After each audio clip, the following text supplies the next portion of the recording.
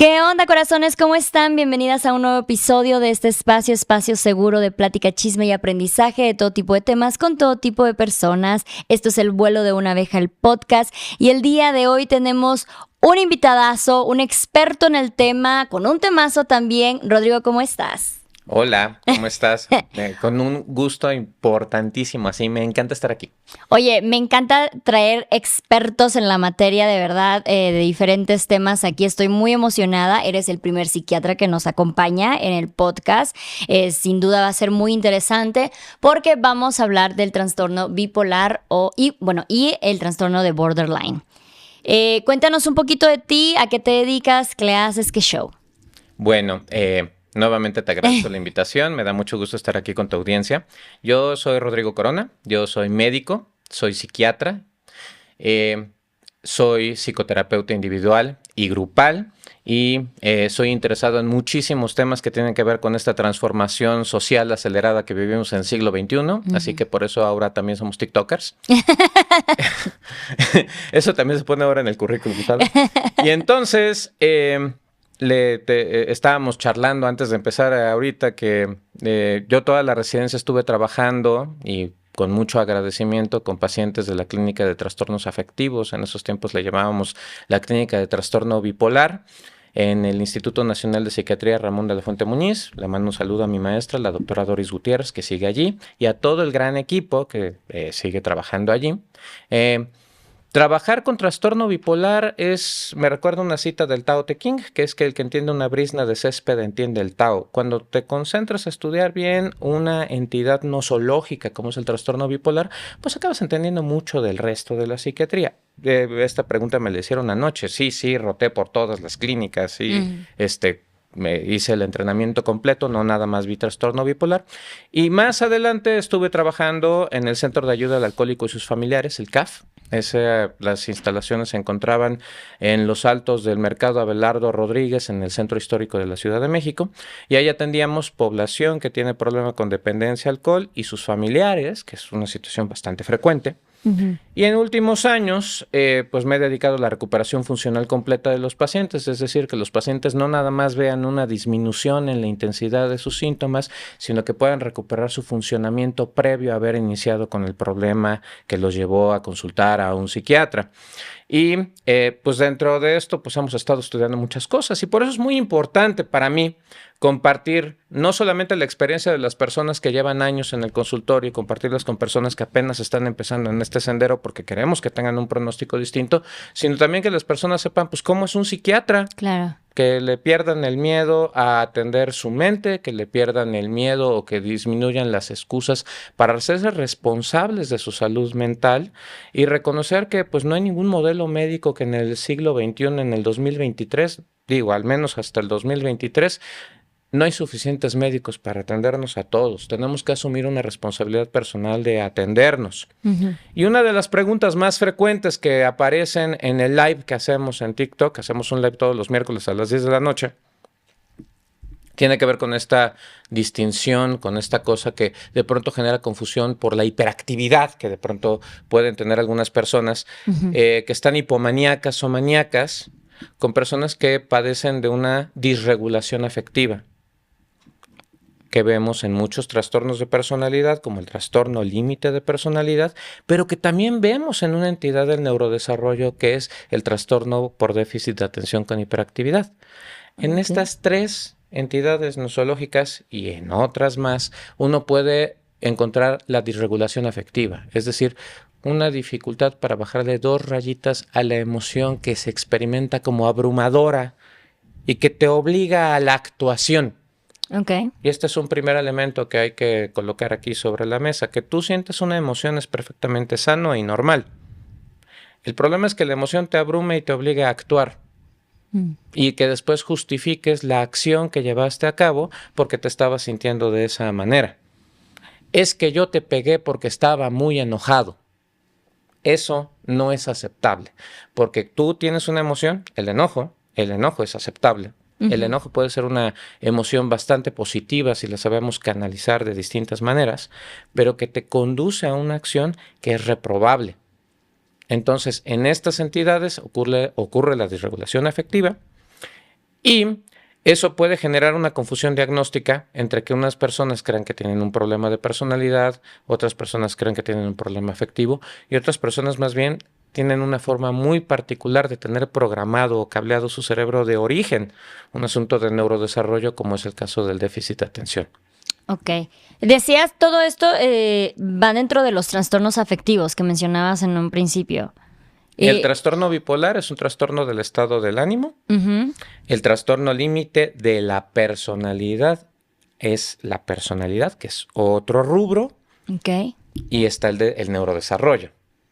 Entonces son tres entidades que comparten este fenómeno de la disregulación afectiva. Okay. Y que puede generar esa confusión entre tres cosas que van a necesitar un tratamiento totalmente diferente. Ok, ¿cuál sería la diferencia, o sea, como que las más principales o las más visibles entre alguien que tiene bipolaridad y alguien que tiene un límite de personalidad? Los episodios. El paciente que tiene un trastorno bipolar experimenta episodios afectivos que no responden a lo que está ocurriendo a su alrededor. Esto es, puede tener episodios depresivos durante más de 2 semanas a varios meses en que tiene todas las características de un episodio depresivo, no sentir descanso, sentirse con mucha fatiga, sentirse desinteresado por las cosas que están ocurriendo, sentir el ánimo bajo, irritable, sentir que no les responde la mente porque la sienten muy lenta. Un episodio depresivo puede durar más de 2 semanas a varios meses y alterna con episodios afectivos donde está acelerado el pensamiento, donde tienen mucha energía, mucha pila, no necesitan dormir, hablan muy rápido, interrumpen a la gente, se les ocurren muchas ideas, muchos planes, tienen muchos intereses y se embarcan a tratar de realizarlos. Episodios que duran varios días, semanas, son muy intensos. La personalidad es un estilo de relación con los propios sentimientos, con las propias emociones, con los propios pensamientos, con la gente más cercana que está a su alrededor y pues con las situaciones que les plantea el entorno. El paciente que tiene trastorno límite de personalidad fluctúa rápidamente entre estados de idealización y de evaluación con sus propias emociones, sus propios pensamientos, la gente que está a su alrededor y las situaciones que están en su entorno. Entonces, por supuesto que para un observador externo puede haber una confusión. Uh-huh.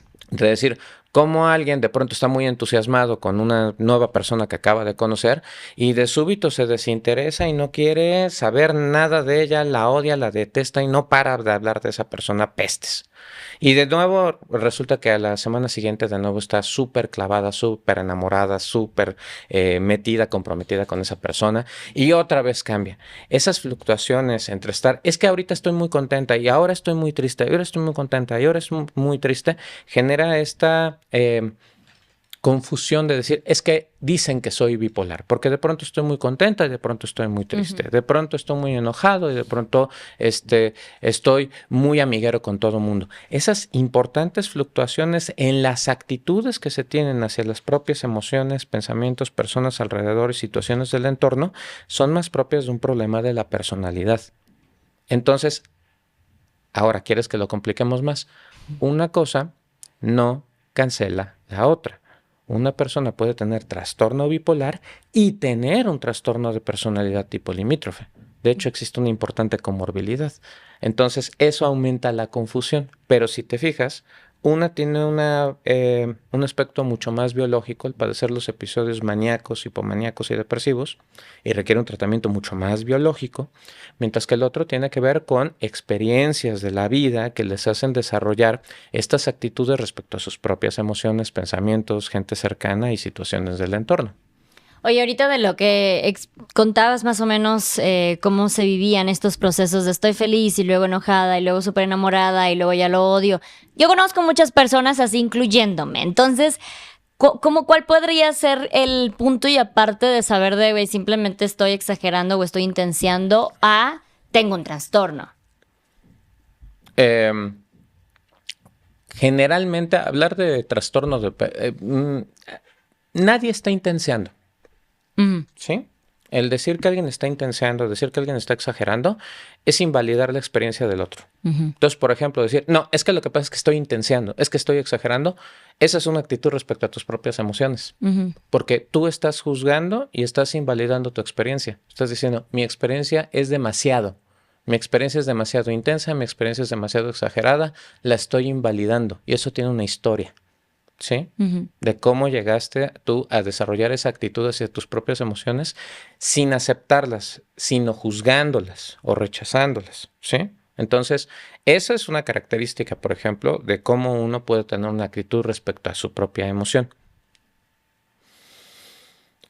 Un trastorno, todos tenemos personalidad, todos. Yo tengo personalidad, tú tienes personalidad. Todos tenemos una personalidad, de hecho es una de nuestras creaciones más preciadas porque la desarrollamos durante toda nuestra vida. Claro. Los que tenemos la bendición y la fortuna de tener hijos, hijas, yo tengo una hija de 9 años que se llama Diana y es un amor, pero uno le encuentra sus características esenciales de temperamento, de cómo tiene la intensidad con que vive la emoción, lo ves desde que es bebé. Y las experiencias que va a ir teniendo a lo largo de su infancia van a ir desarrollando su carácter, cómo va a relacionarse con sus propias emociones y con sus propias experiencias, va a ir formando su pequeña personalidad hasta que vaya madurando, ¿no? Todos tenemos personalidad, pero algunas personas se pueden ver congeladas como gelatinas de cuenta que coagula, ¿no? Y que siempre responde igual. Se forma un patrón repetitivo, predecible, acartonado de respuesta a las emociones, a los pensamientos. Es como el que dice, es que yo así soy. Sí, pero en este contexto hubiera sido un poquito mejor que fueras más flexible y actuaras de una manera más acorde al contexto. No, yo así soy. Y no voy a actuar de otra manera. Ok, eso habla de una rigidez en este patrón de adaptación a la emoción, al pensamiento, a la gente que está alrededor y entonces a las situaciones que te manda el medio. Un trastorno de personalidad genera sufrimiento. Sufrimiento a la propia persona que tiene la personalidad, porque pues, las emociones las vas a seguir sintiendo. Pero si tú estás sufriendo cada que emerge cierta emoción, por ejemplo, cuando te sientes celosa, y lo sufres y lo padeces y lo rechazas y dices, yo quisiera no sentir esto nunca. Bueno, nadie, pero se siente. Todos podemos sentir enojo, todos podemos sentir asco, todos podemos sentir celos. Cómo aceptamos la emoción y nos relacionamos con ella es la característica de la madurez de nuestra personalidad, mientras que hay personas que pueden rechazarlo y juzgarlo y quererlo negar y quererlo ocultar o quererlo proyectar en otro. Tú eres el que está celoso, ¿no? Ok. El que tiene un trastorno de personalidad hace sufrir a la gente que está alrededor.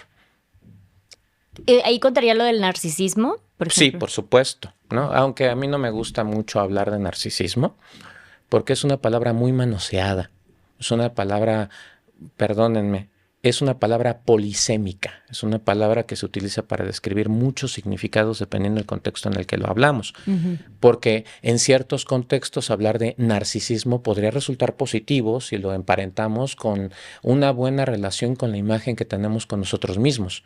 Sin embargo, en un sentido más clínico dirigido hacia la patología, perdónenme, soy médico, es difícil pronto salirse de aquí, pero en ese sentido, que es como muchas veces lo vemos en las redes sociales cuando se está hablando de esto, ahí se habla de un sobreinvolucramiento tan intenso con la propia historia que no existe el respeto o la empatía por la historia del otro, por cómo vive el otro la experiencia. Todo lo importante es la historia de esa persona y entonces aquí se adjudica entonces el derecho de hacer lo que quiera porque es su historia, porque él es el protagonista o ella es la protagonista de esta tragedia, de este drama que está viviendo y los demás son personajes secundarios que pueden aparecer o pueden ser descartados, ¿no? Ahí, en el trastorno de personalidad, se hace sufrir a los demás. En el trastorno de personalidad, eventualmente y en distintos contextos va a haber una discapacidad para funcionar. Hay personas que pueden funcionar muy bien en un contexto artístico, por ejemplo.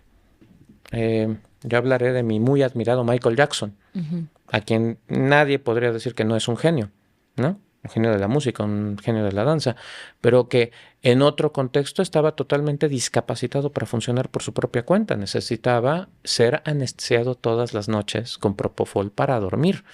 Esta es la consecuencia por la cual acabó falleciendo. Entonces, en un contexto está discapacitado, aunque en otros contextos pues, se mantenga medio funcional. El que tiene un trastorno de personalidad le cuesta mucho trabajo construir una vida estable.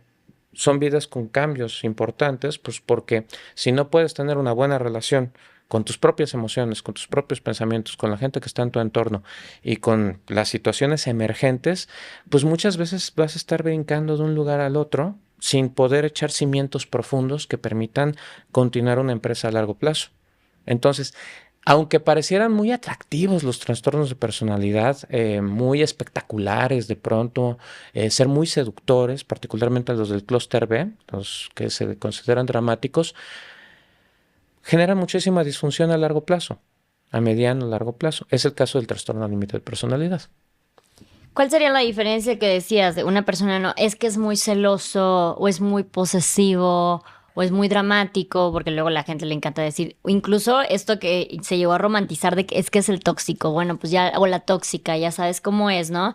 Y vive todo muy pasional. Porque yo incluso de más jovencita como que siempre decía, es que me gustan las personas que viven esta intensidad y son pasionales y pues obviamente terminaban las relaciones como que de manera más dramática y todo esto precisamente porque decías, es que qué bonito, ama con intensidad y bien y te busca y lucha por ti y hace de todo y al final, o sea, ¿cómo distinguir de esto nada más es algo como una característica de su personalidad a esto es un problema de su personalidad? La violencia, Ok. la falta de respeto a tu proceso, a tu historia, a tus valores, y que en muchos casos no se va a validar. O sea, uno se tiene que dar cuenta dentro de su propia vida, dentro de su propia historia, cuando te están faltando el respeto, cuando te están violentando, cuando no están viendo lo que es mejor para ti. Porque ¿qué es amor? El amor tiene más que ver con los cuidados.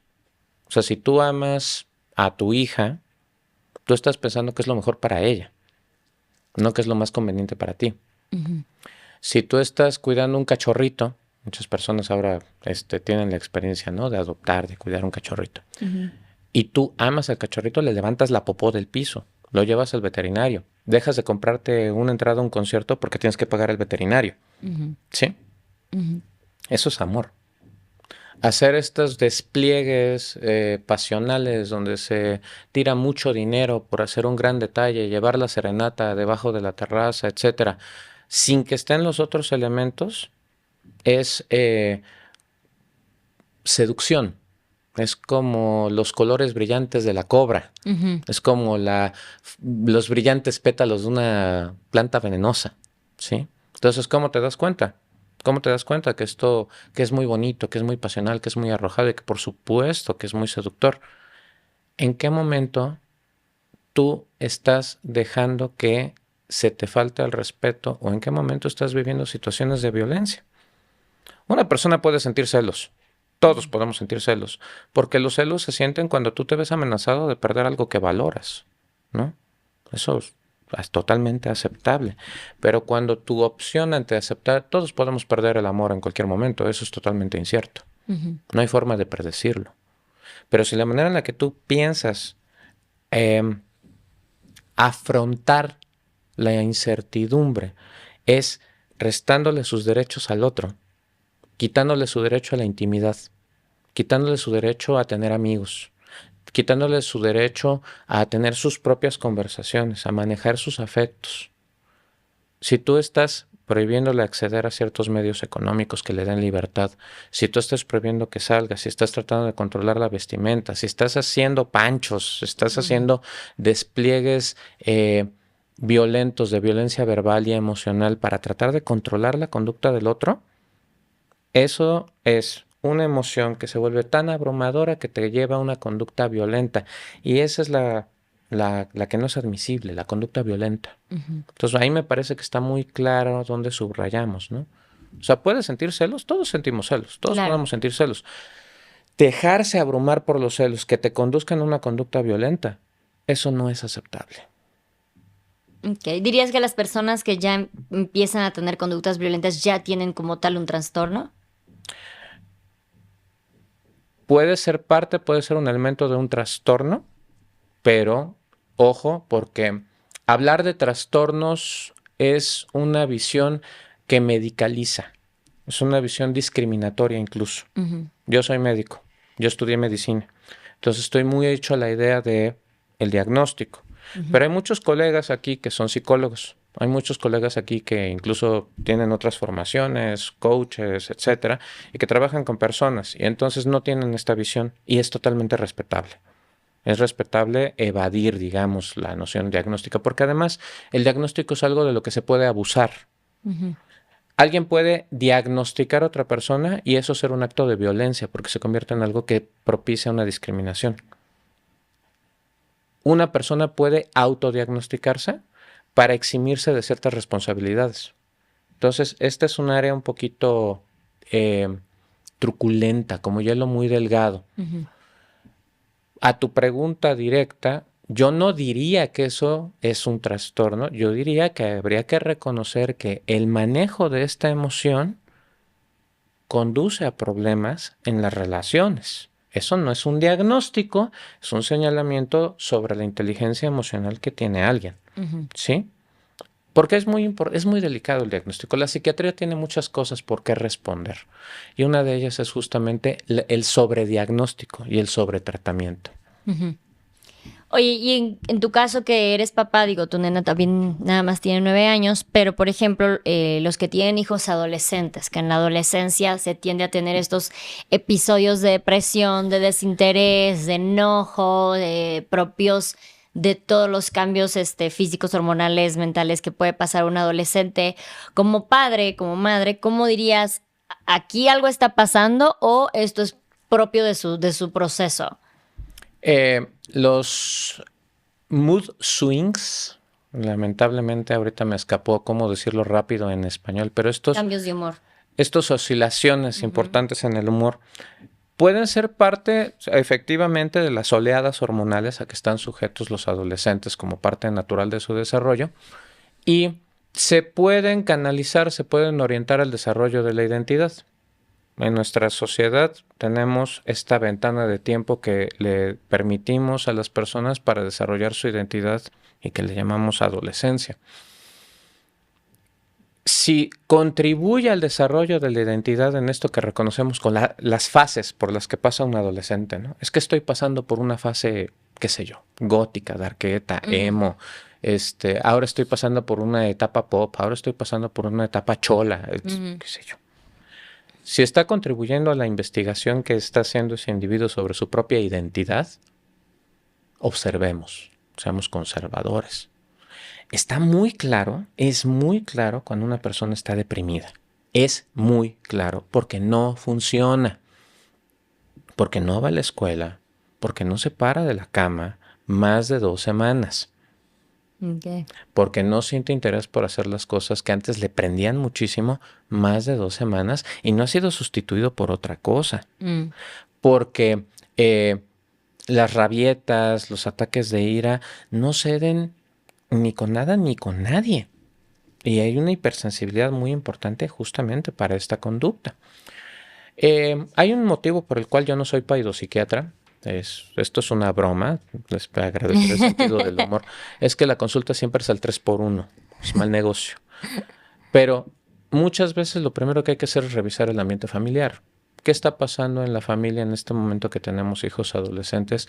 ¿Qué tanto nosotros que hemos salido de atender niños, niñas, niñes, ahora que hablamos de las infancias,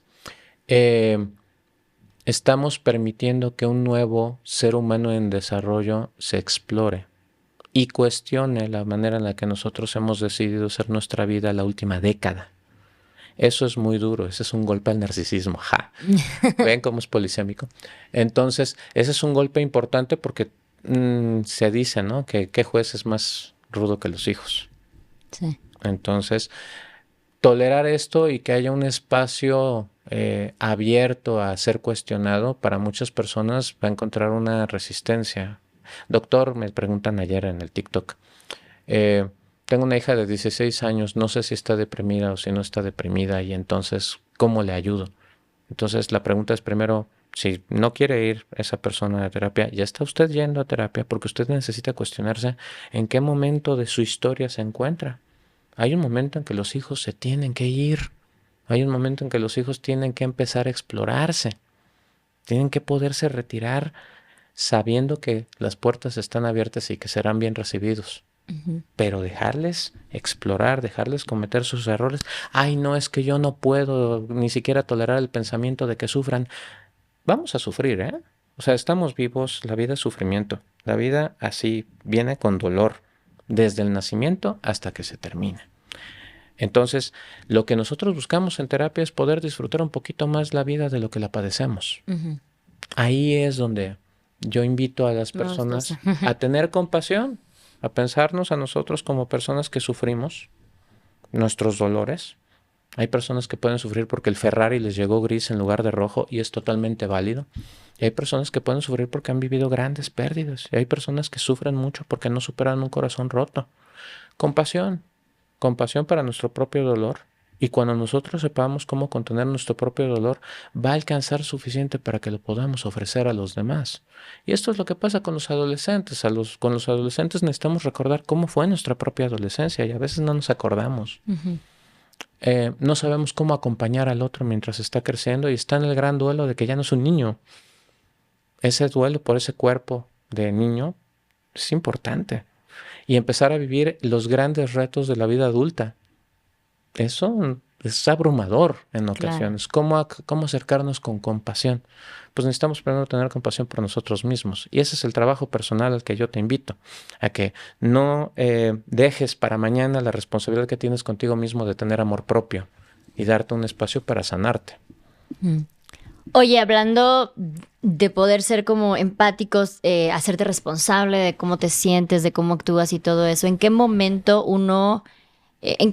puede llegar un diagnóstico? ¿En qué momento tú dices, necesito ir al psicólogo, al psiquiatra, o he notado esto? ¿En qué momento yo puedo y necesito un diagnóstico? Cuando no estás funcionando en tu vida cotidiana de forma que va más allá de lo que se podría explicar por una situación contingente, como te chocaron el coche, te asaltaron en la calle, hubo un cambio importante en tu situación laboral, etcétera. Todos reaccionamos y esa reacción de ajuste también requiere un espacio para que te sobes, ¿no?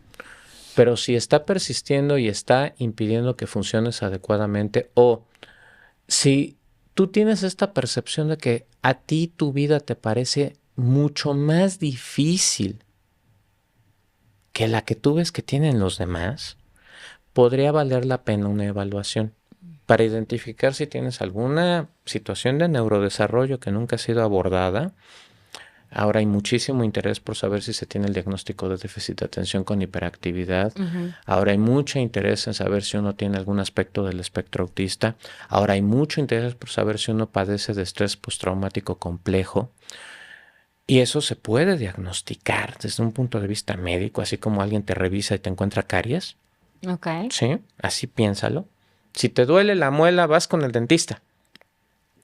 Si te está doliendo mucho tu relación con tus emociones, tu relación con tus pensamientos o la forma en la que te estás vinculando con las personas cercanas y con tu entorno, podrías considerar una evaluación psiquiátrica en búsqueda de un diagnóstico. Pero con esta asegúrate que es una situación responsable de que recibir un diagnóstico va a venir con la responsabilidad de darte un tratamiento. Claro. ¿Sí? ¿Se va directamente con un psiquiatra o se puede ir primero a un psicólogo y luego al psiquiatra? Muchas personas lo ven como una escalera de atención. Entonces primero van a un psicólogo. La verdad es que no. La verdad es que primero lo quieren resolver esas personas solas. Claro. ¿Sí? Google. O sea, lo primero que hace la gente es que se echa un clavado a TikTok, ¿no? Sí. Y entonces ve si lo puede resolver solo. Para esto existe justamente toda una gama de libros, textos, cursos de autoayuda, ¿no? Y empiezan a turistearle, ¿no? Empiezan a turistearle para tratar de resolverlo por su cuenta. Y ya cuando ven como que no están terminando de entender, como que ya turistearon suficiente, encuentran un psicólogo, van con un psicólogo. No les funciona con un psicólogo, van con otro psicólogo. Y así hasta que llegan con un psiquiatra. Esto pasó anoche también, igual en el chat. Ya fueron con uno, ya fueron con dos, ya fueron con tres. Y como no funcionan, ahí dicen, no, es que yo creo que mi problema ya es de psiquiatría. Y entonces se perdió toda esta cantidad de tiempo, esfuerzo, dinero en estar haciendo estas cosas hasta llegar al psiquiatra, al médico, ¿no? Se puede ir directamente con el psiquiatra si el dolor es tan intenso que no te permite funcionar en tu vida cotidiana. Si no estás logrando funcionar, te puedes acercar directamente a un psiquiatra.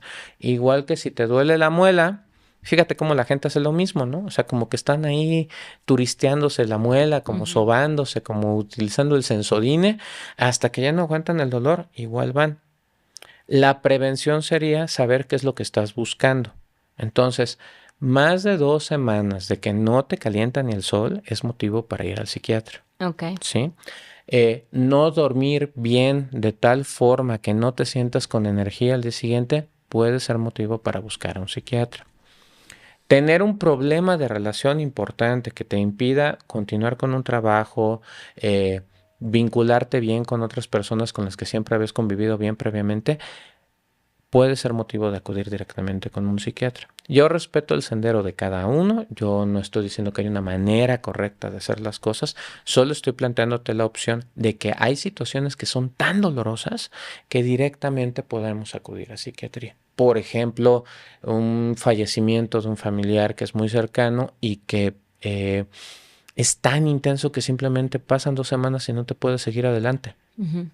Bueno, alguien diría, no, es que es un duelo y primero lo tienen que trabajar con el psicólogo. Oye, pero si no te has parado de la cama en 2 semanas, quizás valdría la pena acudir de una vez al psiquiatra. Ok.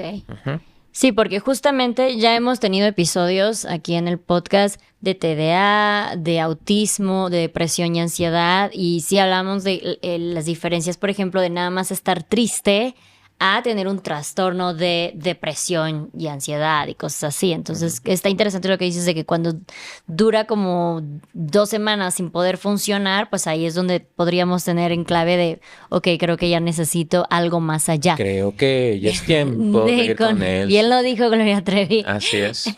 ¿Qué pasa después de un diagnóstico? Porque cuando uno piensa en psiquiatra, piensa que lo primero que pasa es medicarte o incluso internarte o incluso lo que vemos en películas. Vaya, yo siento que sí ha pues ensuciado un poquillo la imagen de lo que es un psiquiatra. Gracias, Hollywood. Sí, y por eso muchísima gente se dice, güey, yo no estoy loco, ¿sabes? O sea, no estoy en ese nivel de pónganme camisa y todas estas cosas. Pero ¿qué pasa después de un diagnóstico cuando ya se va con un psiquiatra? Hay tantas intervenciones como intervenciones hay en medicina. En la actualidad tenemos una amplia gama de intervenciones que no son solamente medicar. Aunque por supuesto las incluyen, porque pues somos médicos y en nuestra sociedad occidental ocupamos fármacos, ¿no? Dependiendo del diagnóstico pueden venir indicaciones generales.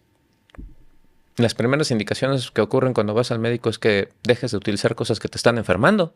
Claro. Entonces, es lo primero, ¿no? Entonces, me preguntan muy frecuentemente, oye, es que estoy tomando antidepresivos, ¿puedo tomar alcohol?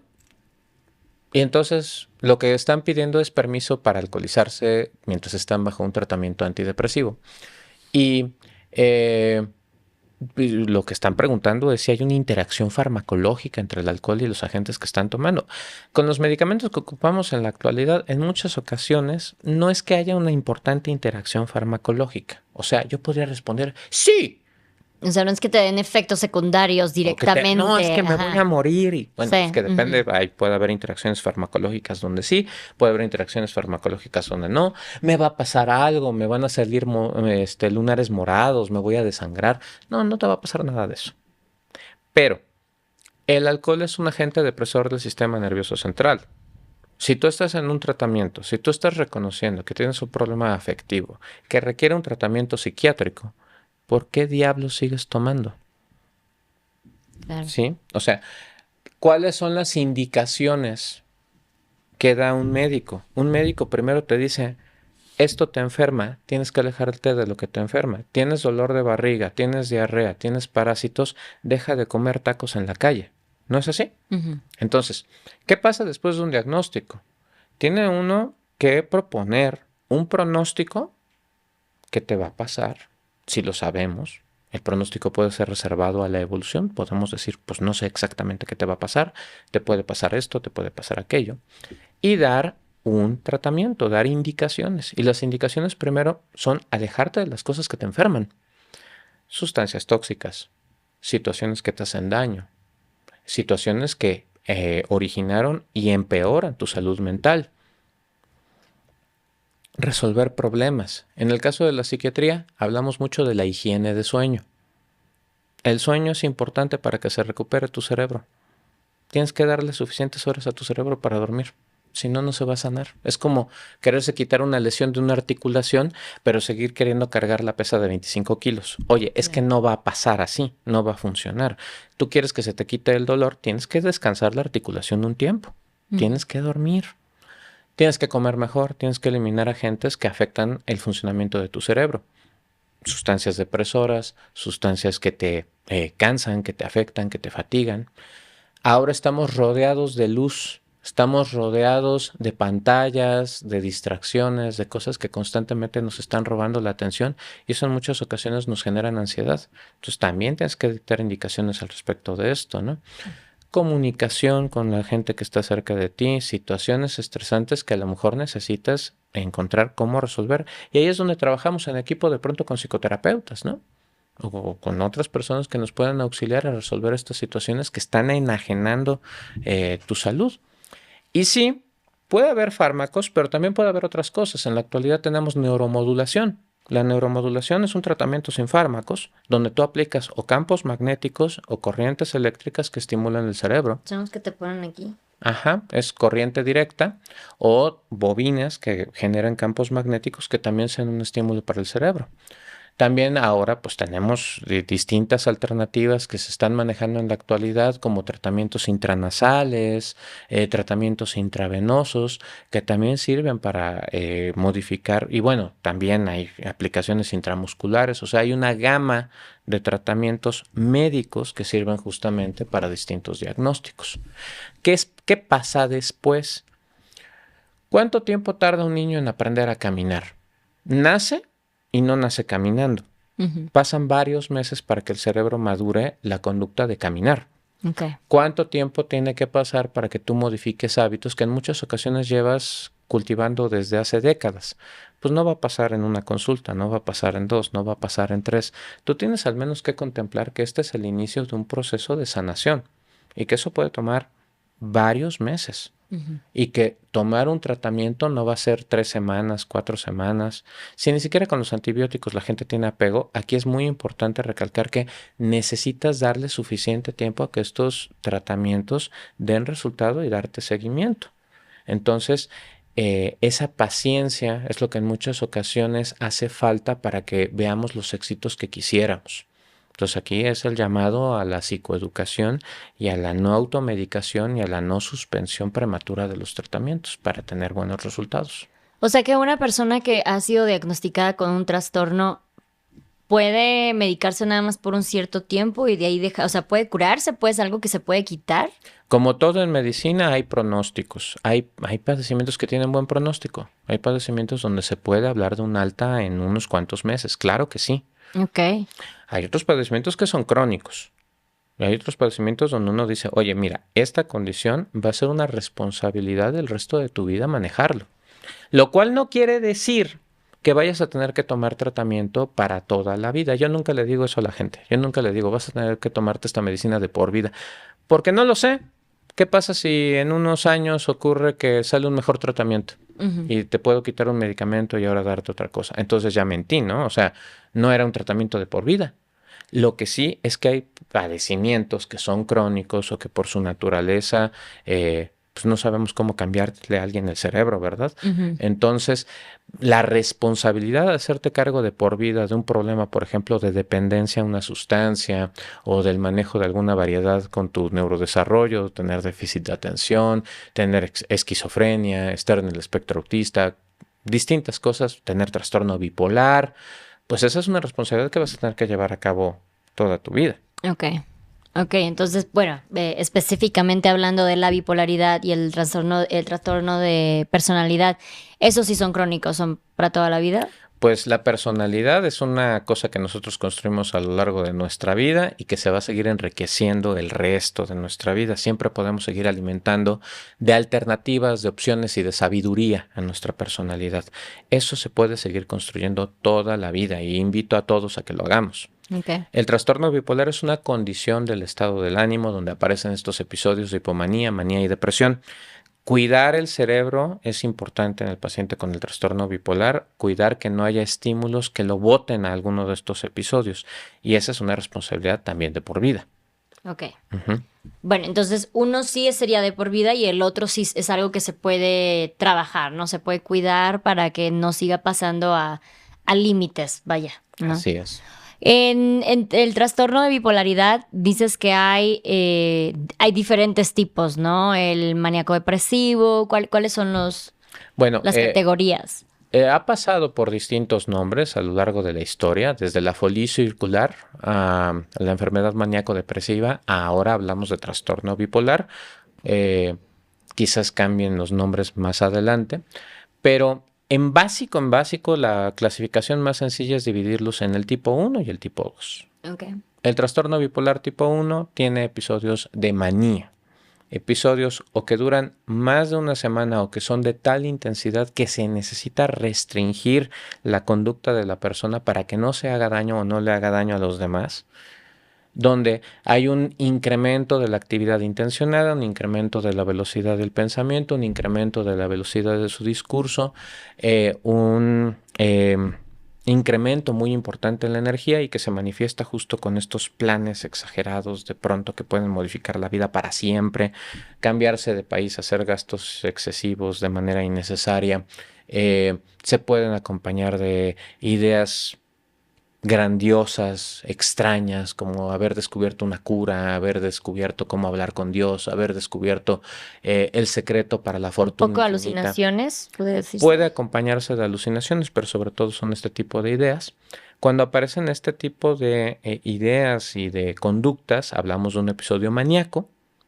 No todo paciente bipolar tiene estos episodios. Okay. El que tiene estos episodios, el que tiene un episodio de manía y que frecuentemente es el paciente que en algún momento pasa por un hospital, este es el paciente que tiene trastorno bipolar tipo 1. Que hablábamos hace ratito de un video de un joven en TikTok que justo habla de cómo durante su episodio de manía empieza a dedicarse a hacer ejercicio de una manera intensa, exagerada, todo el día, baja de peso, se lesiona, sigue haciendo ejercicio, no come, no duerme porque él en el ejercicio está entendiendo como que está entrando en comunicación con Dios, ¿no? Ese es un episodio de maníaco. Me encanta la descripción que está haciendo porque así es un episodio de manía. Esos alternan o no con tener episodios depresivos. Pueden o no tener episodios depresivos. Ese es el trastorno bipolar tipo 1. Y uno de los importantes propósitos del tratamiento es evitar que vuelvan a ocurrir los episodios maníacos porque afectan gravemente el funcionamiento en la vida. Claro. ¿Sí? Hay personas que tienen muchos episodios más bien depresivos y que alternan con episodios de algunos días donde están no solo bien, muy bien, con mucha energía, con mucha pila, con mucho entusiasmo, que les dura 4 días, 5 días, 1 semana, 2 semanas y después otra vez se nos van a la depresión. En estos episodios depresivos resulta que los tratamientos que nosotros le prescribimos a otros pacientes no les funcionan muy bien. No jalan, no funcionan.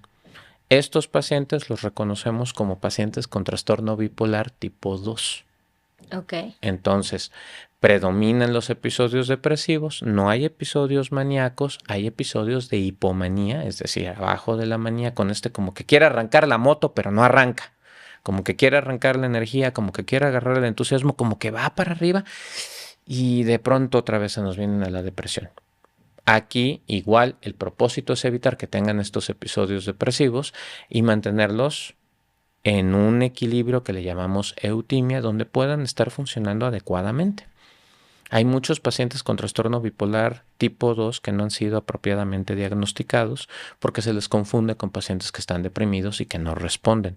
Entonces siempre es muy importante en un paciente que está deprimido y que no ha respondido a los tratamientos, sospechar si el paciente no es más bien un paciente con un trastorno bipolar no diagnosticado. Ok.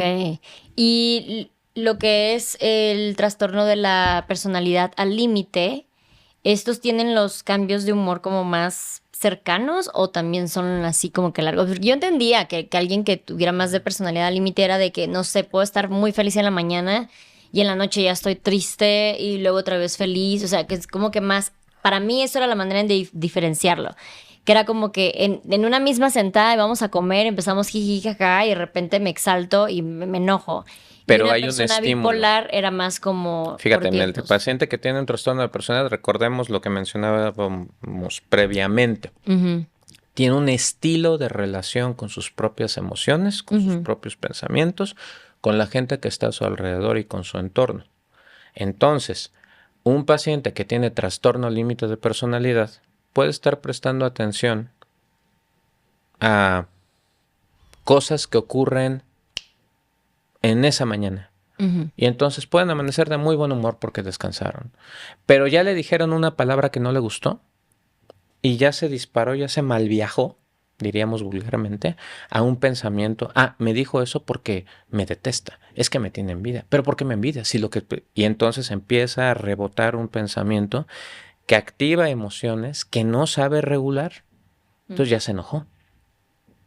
Ya se enojó y entonces el enojo es tan intenso que le abruma y le obliga a tener una conducta como reventar un vaso o gritarle a su hijo. Y ahora se siente culpable. Y entonces ahora está triste. Mm. ¿Sí? Eso no es trastorno bipolar.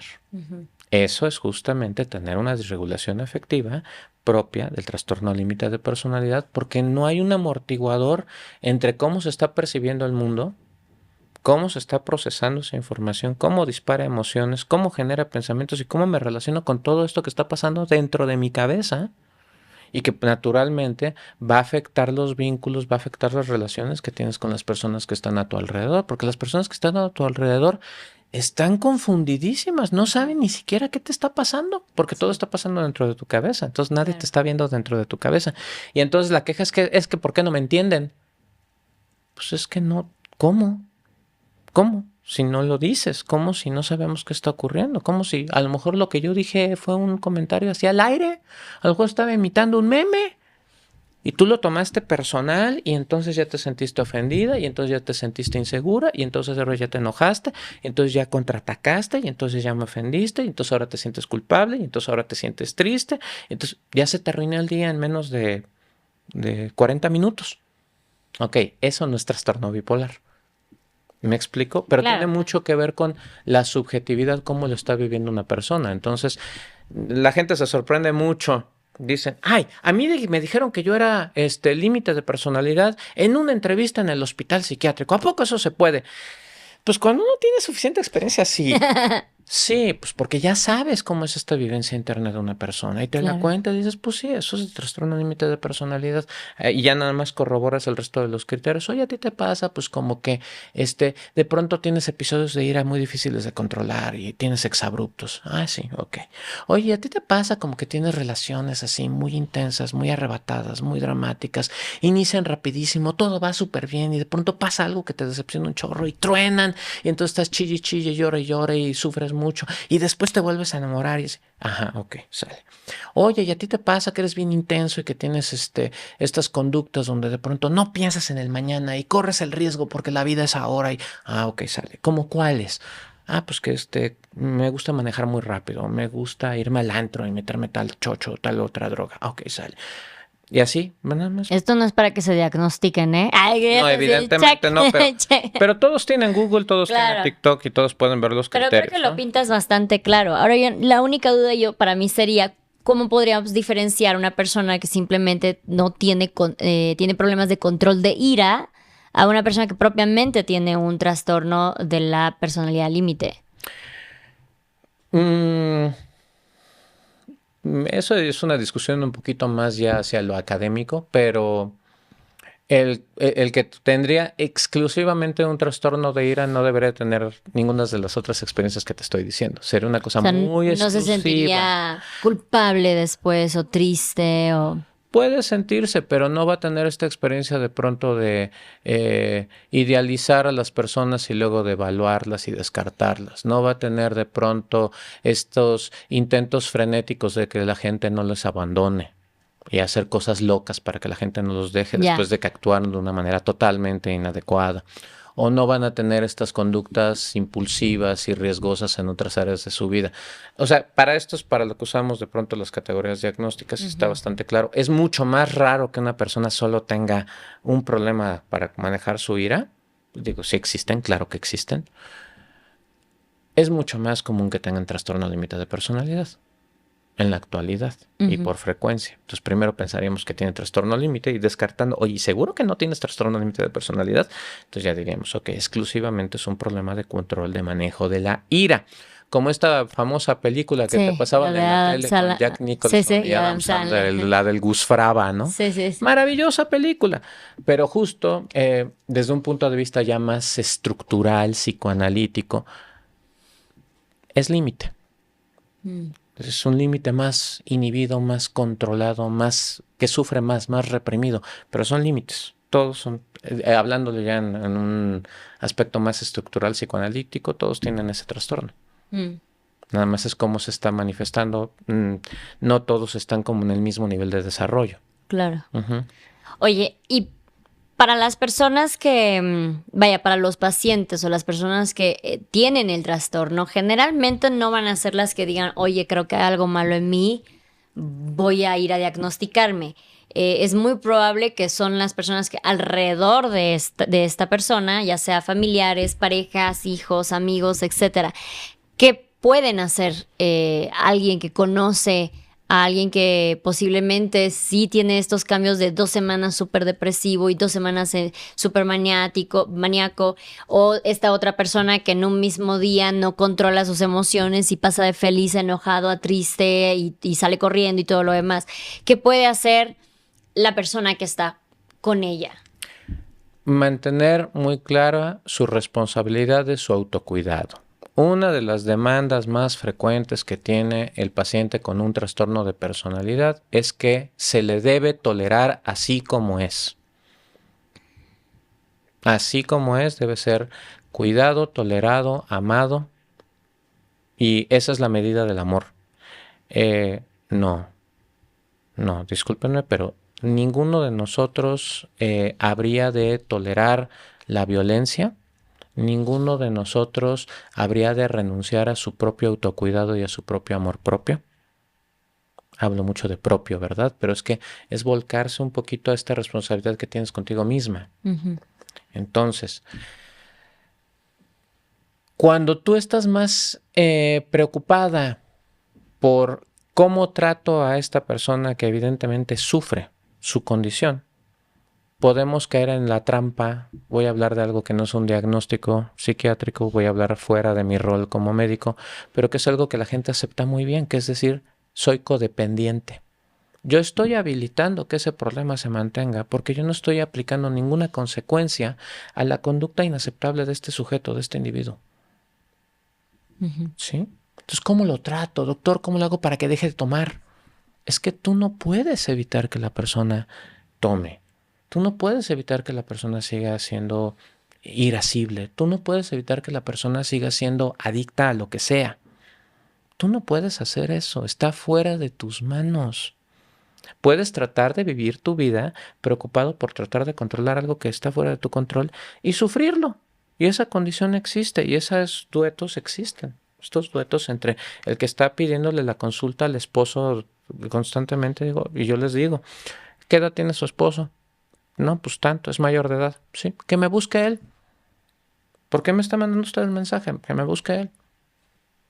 Usted no puede hacer que el otro tome la consulta. Claro. No, doctor, mire, yo le voy a pagar la consulta de mi hermano para que usted lo vea. Así no funciona. ¿Y qué se podría hacer? ¿Para qué? No sé, o sea, Porque ese es un poco el punto. supongamos que, ok, en cuestión de pareja, sí dices de, bueno, pues yo veo por mi parte y hasta aquí quedó. Y si es tu Pero, ¿qué familiar, pasa que si es tu hijo, si son tus padres? desde el principio, ¿qué pasó? Porque ¿cuál es la historia? ¿Cuál es la historia que tú te cuentas de tu hijo? Ujú. ¿Sí?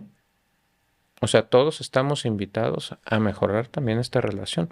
A un hijo se le ofrecen las opciones, se le ofrecen las alternativas, se le ofrecen las oportunidades. Pero en muchos casos, esto se está empezando a ver cuando el hijo ya es un adulto. Se está viendo cuando el hijo ya está en la posición de decir, es su vida. Sí. Tan es su vida que se está metiendo en problemas, ¿no? Entonces, uno ofrece las opciones, pero uno no puede vivir la vida por los hijos. ¿Qué se puede hacer? Aplicar el autocuidado, respetar tu amor propio, cuidarte a ti mismo, no dejar que te devore el problema que tiene tu hijo. Poner estos límites entre qué es tu historia, qué es tu vida y respetar la vida y el proceso que tiene tu hijo. Pero es que entonces es mi culpa. Si él está sufriendo así, entonces es porque yo hice algo mal. A lo mejor sí, pero ya pasó, ya ocurrió. ¿Estas cosas pueden ser algo que se ocasione en tu crecimiento o puedes nacer con ellas? El trastorno bipolar es altamente heredable. Ok. El temperamento que te puede conducir a tener un trastorno de personalidad tipo límite. El aspecto temperamental puede que tenga algunos elementos hereditarios que no han sido completamente dilucidados, el aspecto temperamental, pero sobre todo tiene que ver con las vivencias en la infancia temprana y el estilo de comunicación a lo largo de la vida. Ok. Ok. Oye, pues, wow, muchísimas gracias. Estuvo muy, muy interesante. Espero que, no sé si quieras agregar algo más a este tema. Pues reiterarte el agradecimiento a permitirme conocer a tu audiencia y saludarlos e invitarlos a que nos sigan en la cuenta. Claro. Estamos como @psiquiatra Rodrigo Corona en TikTok. Estamos como consultorio del Dr. Rodrigo Corona en Facebook. Tenemos un live todos los miércoles a las 10 de la noche donde charlamos de estos temas: psiquiatría, diagnóstico, tratamientos, novedades en el mundo de la salud mental y en el consultorio. Y para dudas más personales, pues tengo el WhatsApp. El WhatsApp es 55 10 58 56 11. Lo voy a repetir: 55 10 58 56 11. Y pues yo dedico mi vida a servirlos. Entonces hago lo que puedo con lo que tengo y a veces hasta es suficiente. Pues muchísimas gracias por haber compartido con nosotros toda tu información, todos tus aprendizajes, enseñanzas y consejos.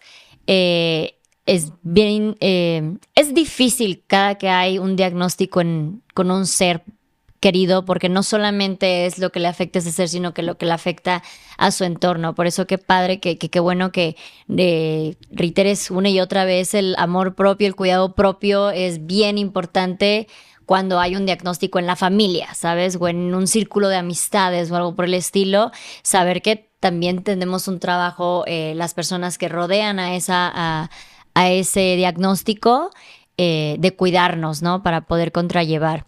El cuidado es súper importante. Me alegra que empiecen a ver también temas de psiquiatría en TikTok, vaya, porque esto siento que le quita esa, pues ya sabes, ese estigma que hay de no es nada más para locos, es nada más para el encierro, la camisa aquí de, ¿cómo se llama? Yo creo No que sé. ya no es así. Yo creo que, digo, sí existe, por supuesto, pero yo creo que más bien ahorita la limitación que nosotros vemos es el acceso al servicio, Claro.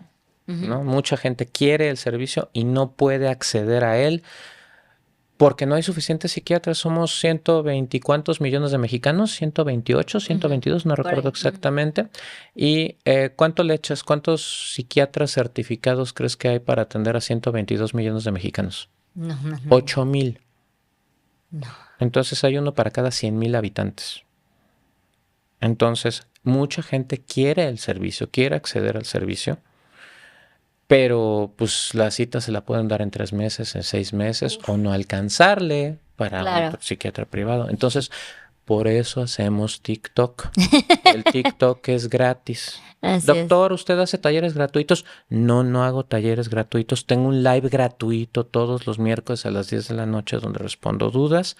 Vengo, platico con personas exitosas que saben comunicar como tú Gracias. Les comparto esta información porque entiendo que todos pasamos por distintos dolores y sufrimientos y esta es la forma en la que yo contribuyo con mi parte. Muchas gracias, se aprecia muchísimo, se te agradece. Y pues nada, muchas gracias a todas ustedes que también escucharon y vieron este podcast. Recuerden que si es así, apoyen con un comentario, un like, un suscribirse, ponerle a la campanita, darle seguir ahí en Spotify también. Sigan a las cuentas, a las redes del doctor Rodrigo. Y no olviden que este es un espacio seguro de plática, chisme y aprendizaje. Nos vemos en el siguiente episodio. Bye.